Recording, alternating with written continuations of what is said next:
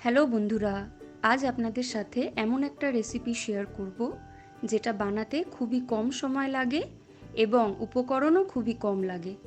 এটা দেখতে যতটা সিম্পল, খেতে ততটাই টেস্টি। তো চলো দেখে নিই রেসিপিটা স্টেপ বাই স্টেপ।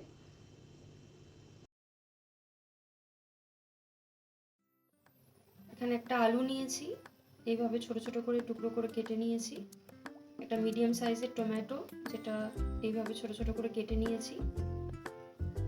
দুটো কাঁচা লঙ্কা চিড়ে নিয়েছি, আর একটু ধনেপাতা কুচি, এটা লাস্টে দেওয়ার জন্য।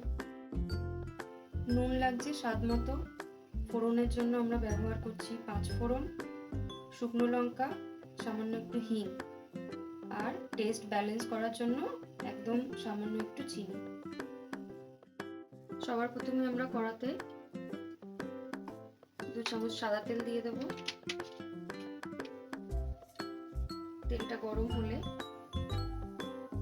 বাকি ফোড়নগুলো এতে আমরা দিয়ে দেব।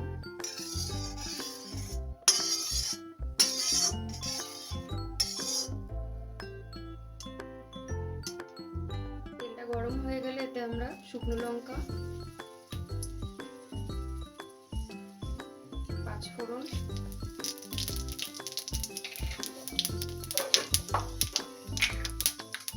সামান্য একটু হিং দিয়ে দেব।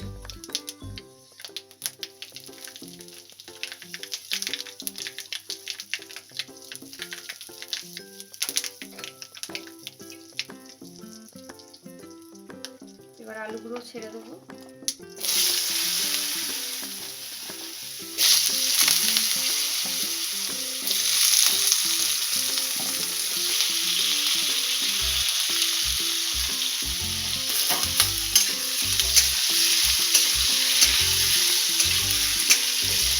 সব ভালো করে মিশিয়ে নেব।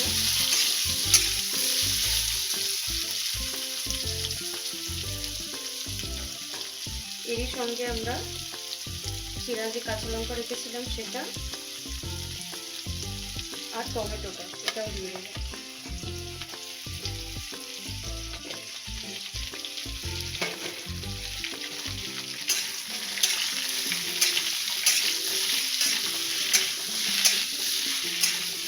সব একসঙ্গে ভালো করে মিশিয়ে নেব।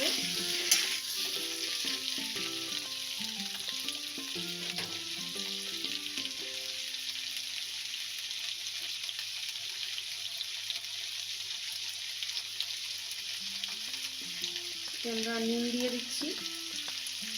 নুনটা আপনারা আপনাদের স্বাদ মতন দেবেন।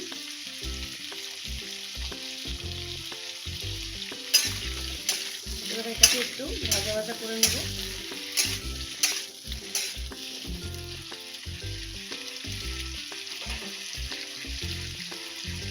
চাপা দিয়ে কিছুক্ষণ রাখতে হবে।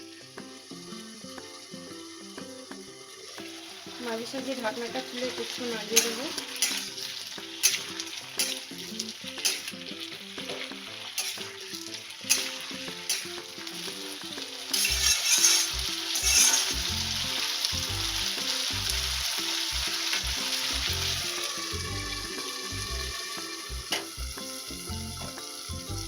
ঢাকনাটা খুলে চেক করে নেব।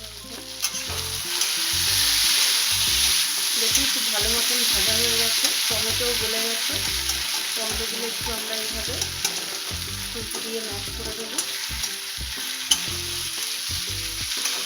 ভাজা হয়ে গেলে এবার আমরা এতে পরিমাণ মতন জল দিয়ে দেবো।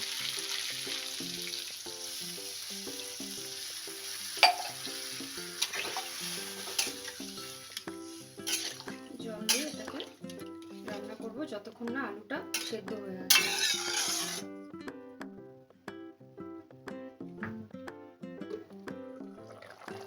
কিছুক্ষণ পর ঢাকনাটা খুলে দেখবেন আলুটা সেদ্ধ হয়ে গেছে। দেখুন খুব ভালো করে সেদ্ধ হয়ে গেছে। এই পর্যায়ে আমরা সামান্য একটু চিনি উপর থেকে ছড়িয়ে দেবো।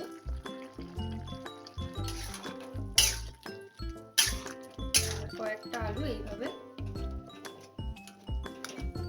ম্যাশ করে দেবো যাতে গ্রেভিটা একটু গাঢ় হয়। ব্যাস, এই রান্নাটা হয়ে এসছে, বেশি বাকি নেই। তারপরে আপনারা নুনটা একটু টেস্ট করে দেখবেন, যদি কম লাগে আপনাদের তাহলে আর একটু নুন অ্যাড করে দেবেন। আর রান্নাটা একটু ঝোল ঝোল রাখবেন, কারণ ঠান্ডা হয়ে গেলে এটা আবার একটু গাঢ় হয়ে যাবে। ব্যাস, আমার রান্নাটা হয়ে গেছে। এটা আমি একটু ধনে পাতা উপর থেকে ছড়িয়ে দেবো, দিয়ে রান্নাটা শেষ করব।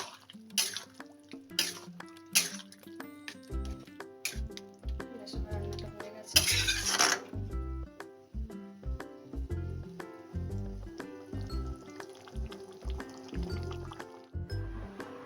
তাহলে দেখুন, রেসিপিটা তৈরি করতে আমার খুব বেশিক্ষণ টাইম লাগেনি। একদম কম উপকরণ দিয়ে চটজলদি আপনারা এটা বানিয়ে নিতে পারেন। এটা আপনারা রুটি, লুচি বা পরোটা যে কোনো কিছুর সঙ্গে খেতে পারেন, খেতে খুবই সুস্বাদু। আপনাদের যদি রেসিপিটা ভালো লেগে থাকে তাহলে অবশ্যই কমেন্টে জানাবেন, লাইক করবেন, শেয়ার করবেন আর চ্যানেলটিকে সাবস্ক্রাইব করতে ভুলবেন না। ধন্যবাদ।